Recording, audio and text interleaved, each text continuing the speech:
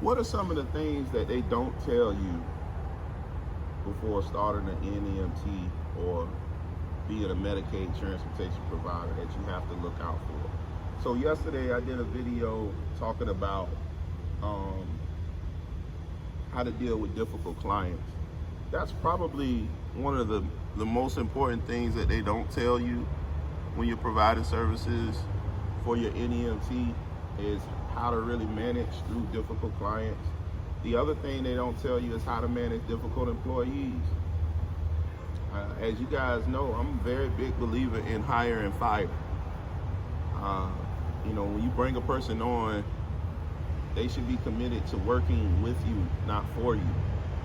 And you should be really focusing on creating relationships, not just having employees, having staff. Staff is a tough word during the age of remote work and virtual assistance.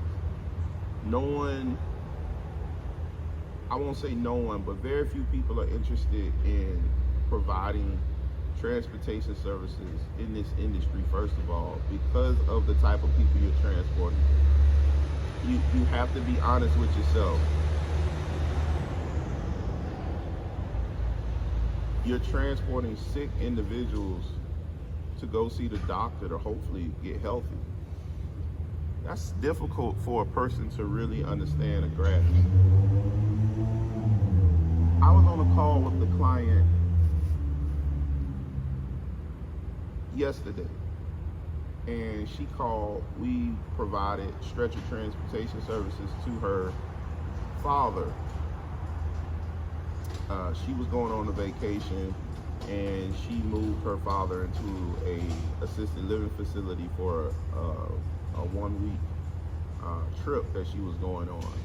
She just so happened to find herself in New York on her trip, and New York stated that she tested positive for COVID, so she had to quarantine while she was up in New York, according to her.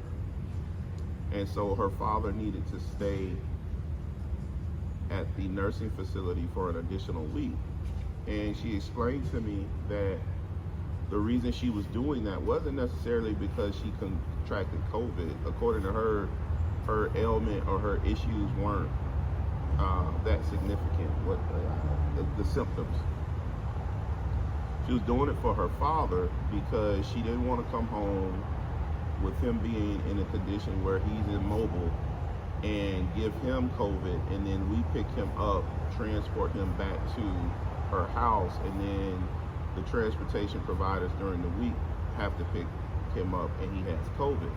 So one of the things that are going on right now is if you have COVID and you're an elderly individual, a lot of transportation providers won't pick you up. If you test positive for COVID, if they ask you if you're COVID positive, a lot of companies won't pick you up. The only company in my area that I'm aware of that picks up COVID positive patients outside of my company is an ambulance. Your regular transportation providers won't pick you up. And we take extreme precautions to get that done. But employees don't want to deal with stuff like that. And it's very difficult when you have a issue that lingers, that people have to work through, yet people don't really know the significance of. Depending on who you ask, the level of COVID and what comes with it is extreme. And studies are still being done. We're still trying to work through the pandemic. I just read a couple of days ago that the city of Philadelphia is implementing or going back to wearing masks indoors because their COVID positive numbers are starting to go up again. You know what's going on in China. I don't need to point that out. If people are unsure and they're insecure, so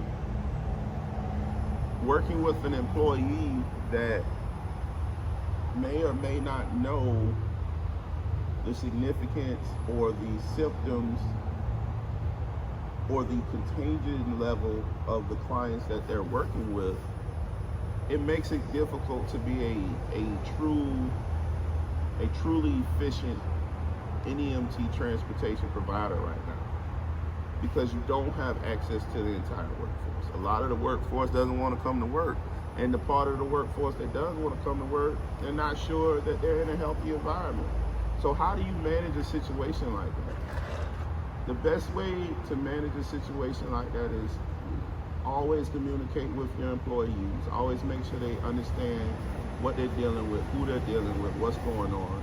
And then, just understand that you're going to have to constantly keep ads out running, looking for new drivers, looking for new stretcher staff, looking for new employees, looking for new partners.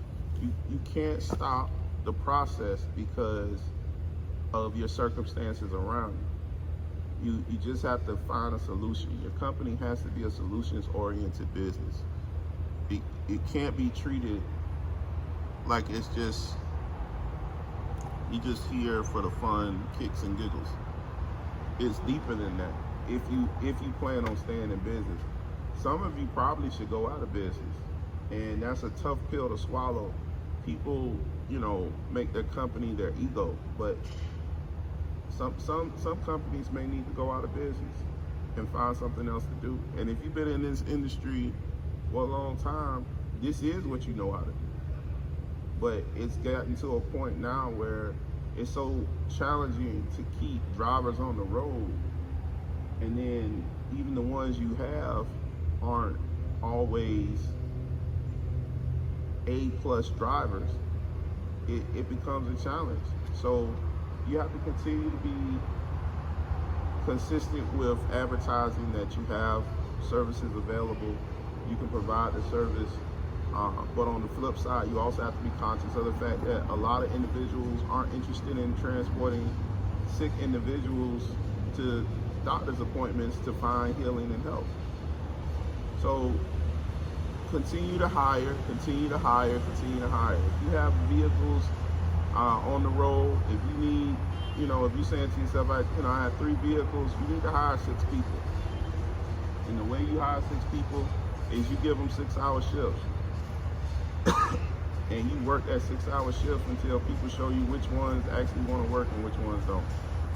And then you roll over full time to the ones that actually want to work. Hell, you might break it down to 5-hour day shifts from 5 a.m. to 10, bring somebody in at 9 and let them work till 4 and see how things go from there.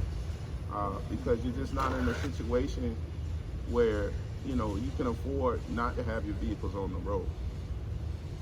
Hopefully this has been helpful.